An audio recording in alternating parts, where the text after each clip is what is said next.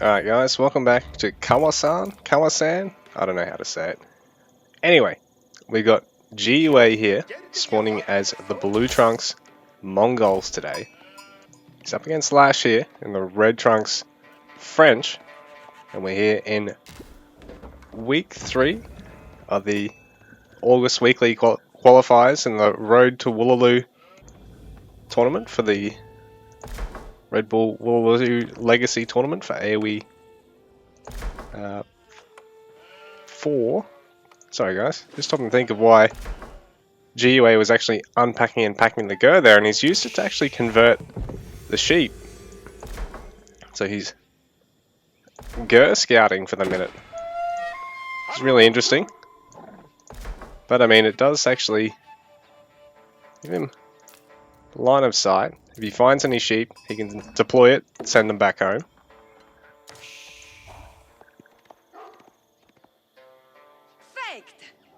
So LaSh going for the gold.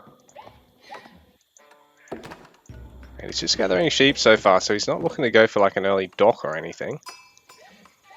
Well, GUA possibly is, considering he's got so many workers on the wood.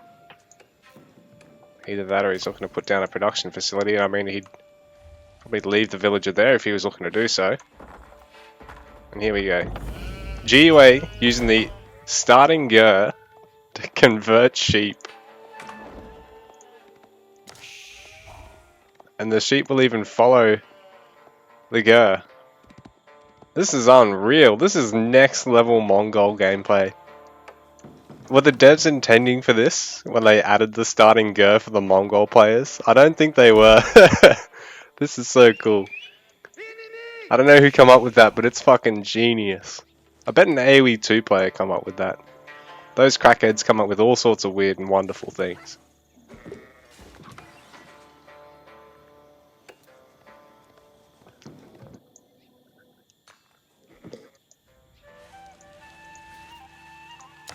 So GUA building a barracks as close as he can to the TC to minimize walk time and then sending it over. So again, great use of the mobile buildings already. So GUA completing his scouting run with the GUA. Now I think when it comes back home he'll probably use it on the gold mine. LaSh back at home. Gonna start on that wood eco. And he's getting a school of cav.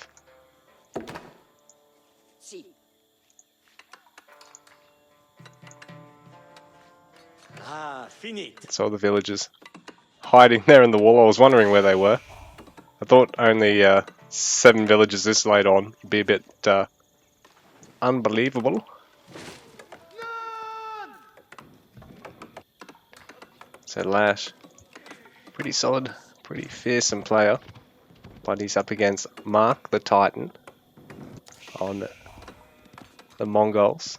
GUA, a hero of AoE and AoE 3. Stepping here into the arena in AoE 4.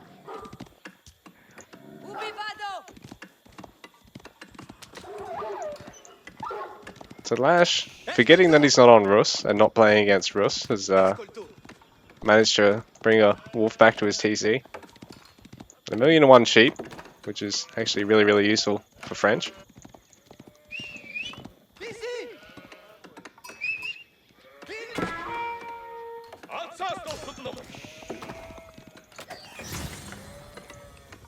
GUA going for a bit of scouting on LaSh. Sage up's most of the way finished now. And while GUA is going to have that gathering advantage in a minute, with that dock coming out, LaSh going to have the aggression advantage for sure. Although in saying that, there were some early spears here for GUA, so LaSh doesn't want to take a head-on fight into them as such. He wants to try and actually attack the eco of GUA somehow, but you know, LaSh can defend the dock, and it's be a little bit awkward trying to get the knight out. We're trying to use the scouts or the knights to pick off GUA's Khan or any scouts he's got. I think he actually just opened with the 1. Can't, considering he could use his GUA to find sheep.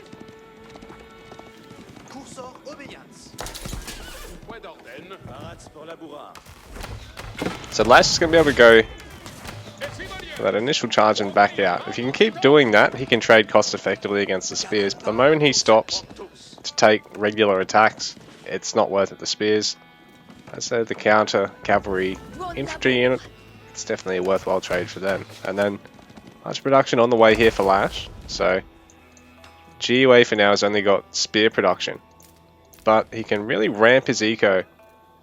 Because I mean, he's gone all the way up to the 4 fishing ships for the moment. He's just bringing the spears back home. Hasn't really decided to add any more of them yet, but he is going to add deer stones. He'll probably add one more spear here. And then, oh, he hasn't really got the food, has he? Yeah, he's going to go for another pair of spears, sorry. And then he'll probably take the upgrade to hardened to get them to the age 2 stats. As being producible in age 1. They've only got crappy, dinky age 1 stats. Knights on the other hand, like French get early knights, and that's great having the heavy unit that's also fast at the same time. Again, same thing sort of applies to them. They're only going to have feudal stats, so with feudal upgraded spearmen, it's actually going to be a reasonable trade here. GUA, so LaSh going to need to be bringing one of his bowmen, or a couple of his bowmen across if he can, his archers, sorry.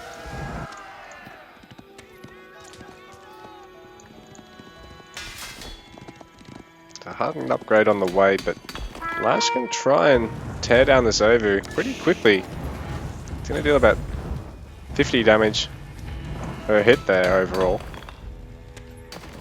So GUA is not going to have long to really respond to this. He's going to want to try and possibly even walk up and take out the archer first.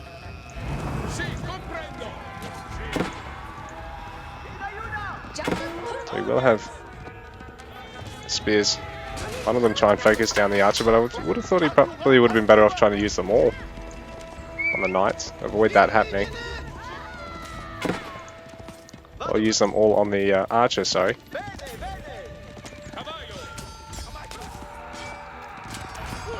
So LaSh gonna micro out the low knights. Really worthwhile for him to do so while the archer's getting off enough shots to really work away at one spearman at a time in particular. Even the Khan there for GUA with its 2 damage, 3 damage an arrow, focusing down the low archer. They do have that benefit of mobility. Ember bloody Mongols. Now over here, back at the Ember bloody French's base, LaSh pumping out more knights and archers. Hasn't transitioned to water at all. GUA making sure he can't. So he's now taken both lakes and put an outpost on each, so he's going to have the advantage of being able to produce warships the moment LaSh even throws down a dock that GUA can't snipe from the land.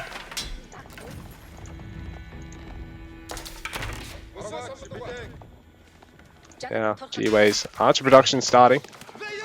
So this will be handy for him because he's going to need them to pick out LaSh's archers for sure here, because archer knight versus spear, eventually the archer count just gets so big you're not going to get any knights to cost effectively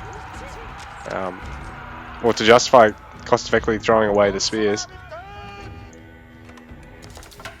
But double range production, and I mean there's still going to be some knights being produced as well for LaSh, so he can pick off archers with both archers and knights and then always fold back onto the spears.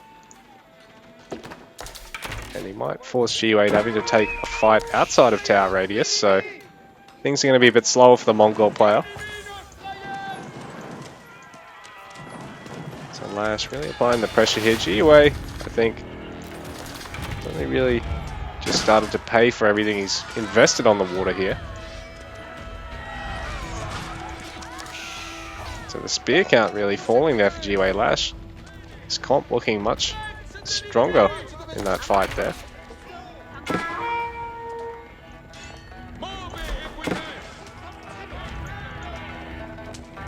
LaSh is doing well to get out. When he did, they could very easily have lost 1 or 2 knights by dicking around.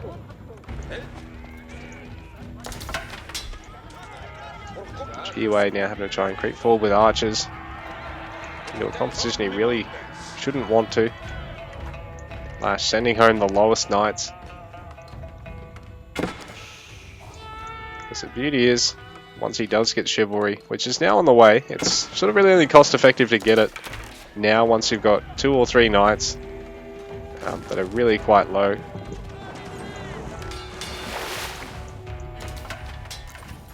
Because it takes the train time of 2 knights, so it takes the cost of more than 1. So it's definitely worthwhile making sure you're only getting it when you've got a couple of really low knights. GUA forced to build a junk. He will be able to deny LaSh's tower here, so GUA can cancel that one. Oh, LaSh going to cancel that one, sorry. Now LaSh trying to take an engagement. GUA this time is a really healthy archer ball. And even with a couple of spears out, the knights can't stick around for an engagement. So LaSh now having to retreat. For the moment he'd stopped his archer production, so he really couldn't fight archer v archer there, but then when he attempted to try and push with the spears, attempted to try and push with the knights, GUA already had the spears, so GUA pushing LaSh back for the moment, but he's going to really up the ante in terms of the knight production now. He is going to add some more archers. GUA now going to go for a creep of towers. Now LaSh is probably going to try and push, but he actually does notice this. He rallies his knights over briefly, but then decides, oh, I've got enough production. I've spotted it early enough. I don't think it actually matters. GUA is going to want to cancel that tower before it takes any damage, because it's not how much you build. If you cancel it, you're going to get all the resources back, regardless of how much you've built. It's what matters is how much your opponent's damaged. So, even though you haven't built it like all the way, if your opponent deals damage up to there, from here, you know, that's only costing you like 30%, but if he kills it, the entire thing, it costs you all of it. So, really rough there for GUA to not cancel that one. He's going to get a step redoubt in the meanwhile. LaSh has managed to snipe the dock.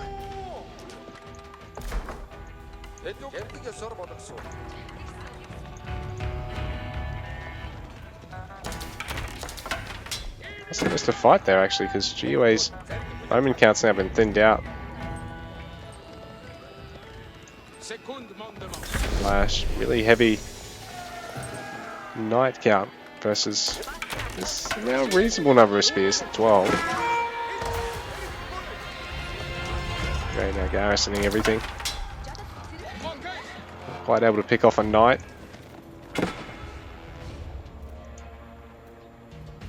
These idle boats just taking up population, and GUA hasn't actually started attacking that dock yet. Rough for him, he's got the idle villager. He's sending the GUA down to scout. Suppose he doesn't need it on the gold anymore, he's got the step redoubt, so GUA is going to see that LaSh is on this mill now. He's not going to be able to pick off a villager though.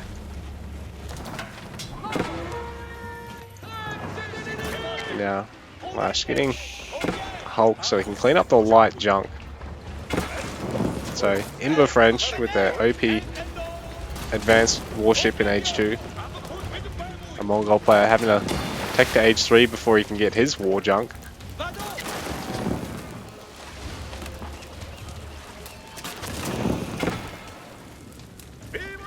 Khan copying a bolt from the Springald on board there.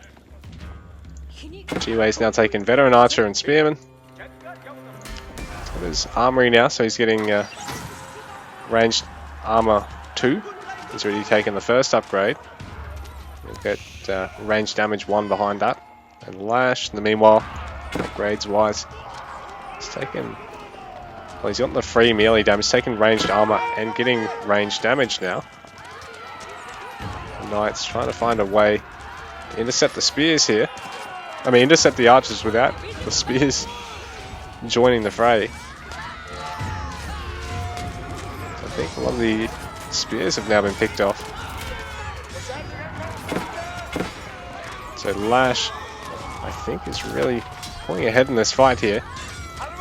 There's no more spears left for GUA right now. GUA's forced off the water. So LaSh definitely has the army advantage and map control at the moment, but GUA, I think, his eco's starting to really tick ahead of his opponent here. Let me select the fucking fish!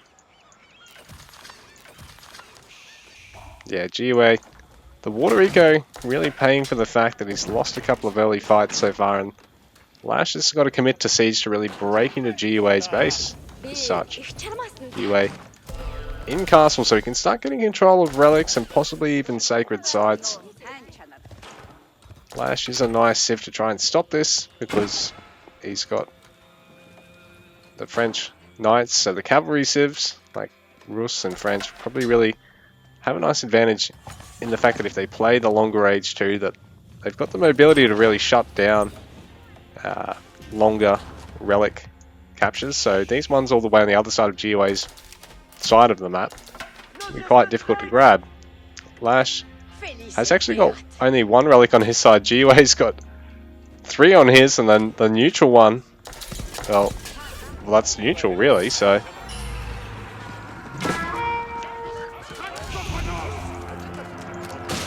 man, working away at the outpost. This will really slow down the units if it gets picked off. I think the Deer Stones actually still provides the buff itself.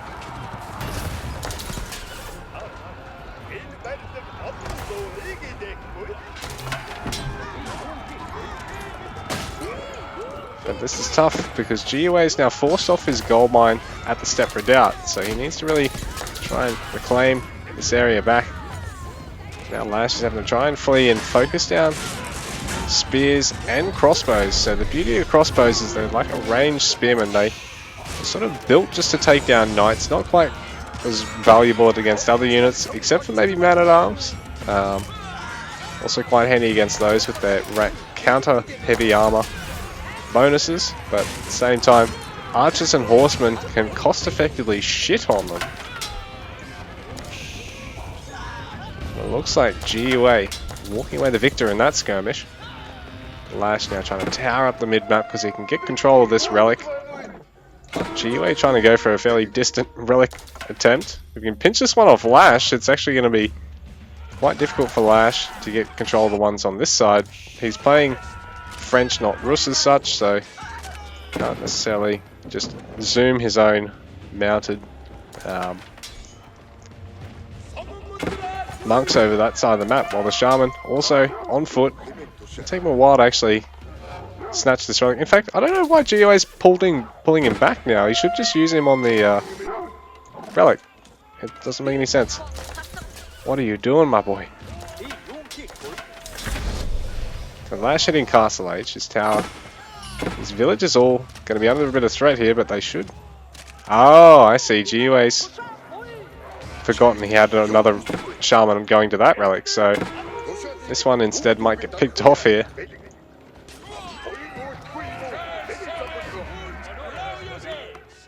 So LaSh finds himself in a rough spot, having fought against the bigger water eco and bigger age up now.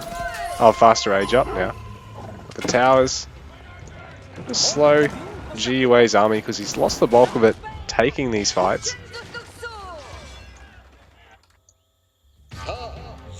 He's dallying here with the shaman's really trickled a fair bit of health off it, so he's going to have to send another one to actually well and truly snatch this relic up.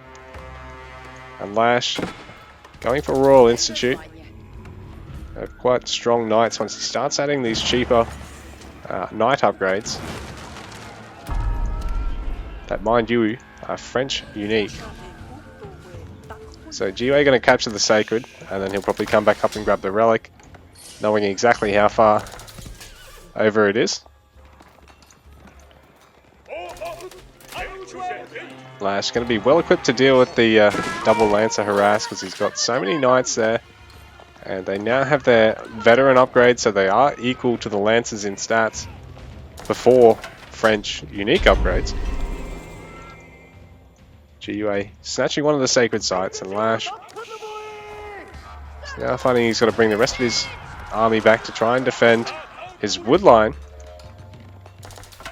GUA managing to actually save the Lancers.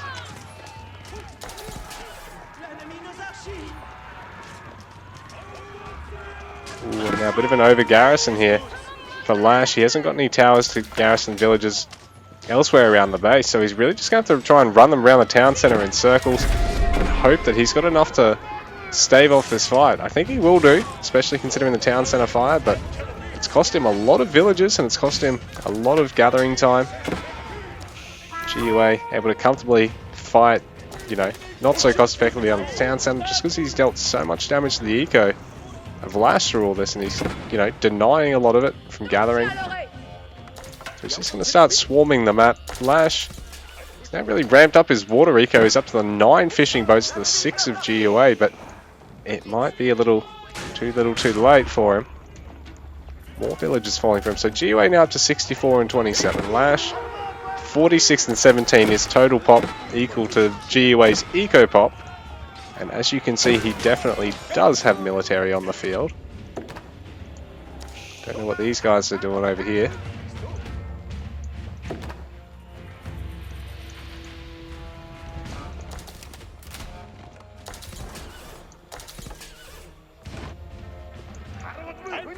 GUA torching buildings for the resources. A little handy bonus there for Mongols. Sometimes it's not so wasteful for them to have single units just burning down that weird little obscure lumber camp or mill that no one's actually got any use for anymore. So LaSh able to muster up a little critical mass of forces here so that GUA can't just keep taking pot shots at all these front side villages, and he's towered up at this other wood line. But man, GUA just has control of the entire map except for that one lake on the left. And not to mention, GUA had actually fished out a little bit of it. Nowhere near as much as he's fished out on this right side. Ooh, and that's a nice pick off there for LaSh. He's going to deny GUA of that relic, but GUA already has 3 and both sacred sites under his control. LaSh is going to have to find, he's going to have to deal a real blow to GUA's eco here, while also trying to deny one or any continuing to happen against himself. GUA's keeping him busy with some more Lancers once again. He's going to try. Oh, sorry. LaSh is going to pick off GUA's Shaman there with his Knight, and he's going to deny the Sacred. GUA's got other ideas. He's going to bring a Lancer, a couple of counter Knight units over as well. GUA going to hold control of that, but oh, LaSh is going to try and get this second dock, but he's committed so many villages to this. He's going to drop 5 of them trying to take this dock. I mean, he does have a nice force to clean up GUA's army, but there's only so many times he can bleed villagers on even town center count and expect to go the distance in a war of attrition here. So GUA, again, raiding with Lancers. He's got 5 villages here, so he can tower up around that gold. Already upgrading for the Springles. He actually needs to upgrade this tower as well. Doesn't quite have the stone.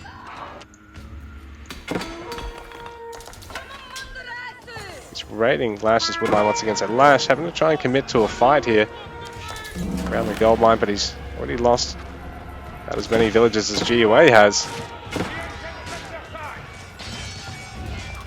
GUA now up by over 1,000 score, so it's looking rough for LaSh. He does have a really nice range count here, and he's going to thin out the crossbow count, so his own Knight's going to be really safe.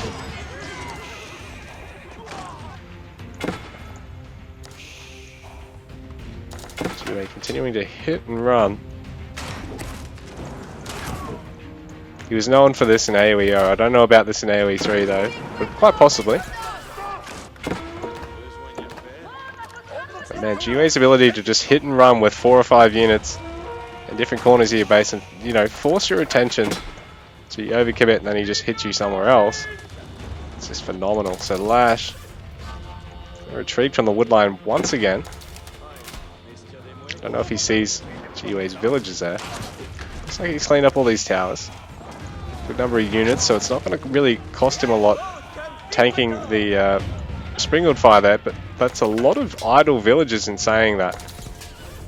I sort of assumed they were all spears and crossbows. I mean, yeah, well, archers and crossbows, but they were villagers, so GUA on 83 vills to LaSh's 48, and 18 of them were idle, so you got 30 vills up against 80.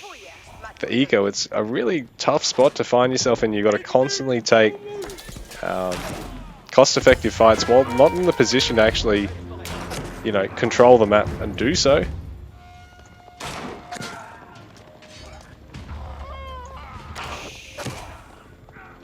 Springwood Tower quite nice here for LaSh, but at the same time, again, more garrison vills.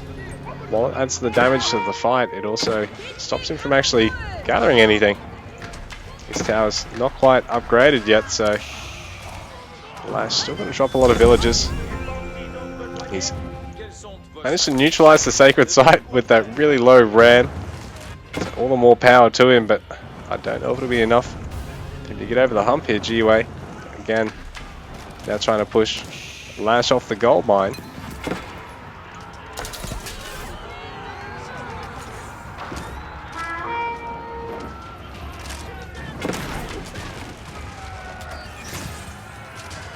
LaSh has a really nice bow count, but it's just a great mix of units there for GUA. He's now even got a single man-at-arms in the mix.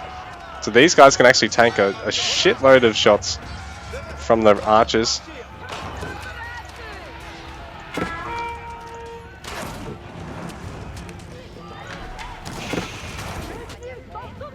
Again, GUA harassing LaSh's wood line.